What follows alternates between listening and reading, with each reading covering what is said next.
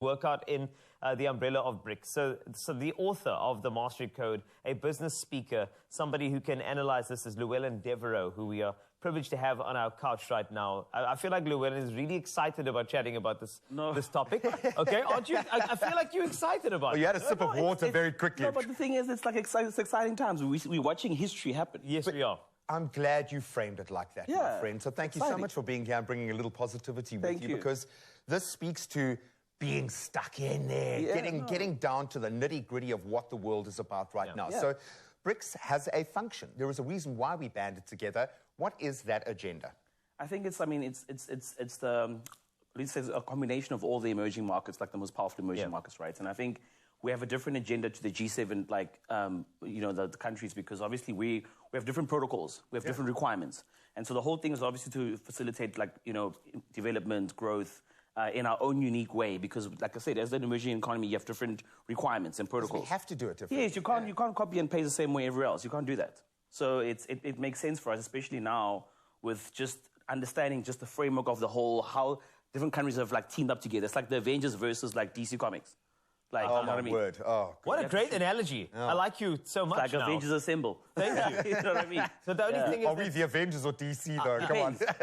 I hope the Avengers... So let's just say, right, with the analogy, BRICS is the Avengers, right? I feel like we brought Thanos into the group now, given the fact that the Ukraine war is tainting this entire community. So now you're thinking, hey, we're all heroes, but in the center you've got Thanos willing to do, you know, just snap in the middle and tainting the entire community. So what does that baggage mean for BRICS in terms of its credibility and what it now stands for, especially given the fact that it's a bunch of emerging economies coming through? I mean, you know, the BRICS is supposed to be about positivity and ensuring the world can invest in these economies together. But now the one R in the middle is causing nonsense. Like, what does this mean now?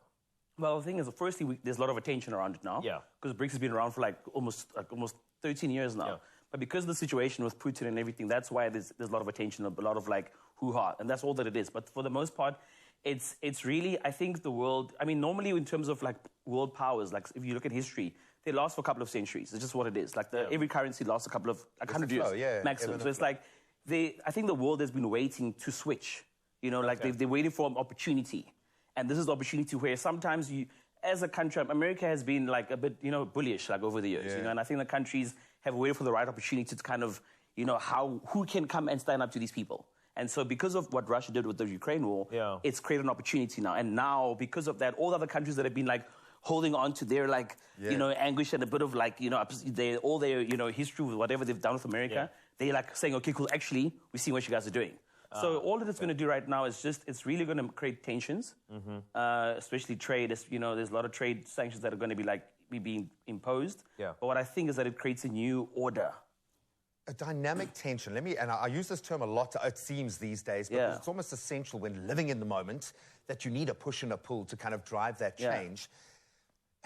Surely BRICS, by its very nature, speaks to the fact that the developed economies aren't giving the developing economies what we need to develop. So we need to go to ourselves, yet we go to our friends within that developing market. Now we get a slap on the hand and sanctions. Win or lose, how do we approach this? Where is our allegiance? To the future, to this developing growth, or is it to the powers that be in making sure we don't get slapped with sanctions, don't lose that foothold that we've got within the West? How do we approach this? I mean, I don't think we will leave unscathed. It's all a game of chess. That's what it is. It's just, it's art of war, right? So it's the idea of, with any international relations, you want to be friends with as many people as you want to be. Like China, for instance, is still trading a lot with America, like they're still friends, you know, even though they might not be friends. It's one of those things. So it really just comes down to looking at our interests. Like every country, you look at your own interests and you go to the world and you trade. But I think for us in our position, it's especially with, like, the whole thing we spoke about, the free trade agreement area. I think, like I said, Africa is at a place where we have to look at our interests now and say, okay, cool, what are we going to do? But I think it's really about being smart with what, especially now with the elections that are coming in America next year. It's about being smart. Where do you kind of align to? But I think personally is you have to make sure that you're as friendly. Sometimes you can be amicable with some countries. Some of them you keep more friendly. But I think the best position is to try to mitigate the risks as much as possible. But I don't think we can fully be unscathed, especially now with the whole Putin situation, like in August. Neutral, man. We're neutral, yo. No, we can't be neutral. We're neutral-ish. No, we are right That's there the at the end of that acronym. We are there. We are the S of BRICS. So we can't get out of it now. But the thing is, there is a history and there are implications with regard to the entire world, and we'll unpack that a little later with our guest. But first, let's get back into our workouts here. We've been loving the workout as well. Let's make a racket.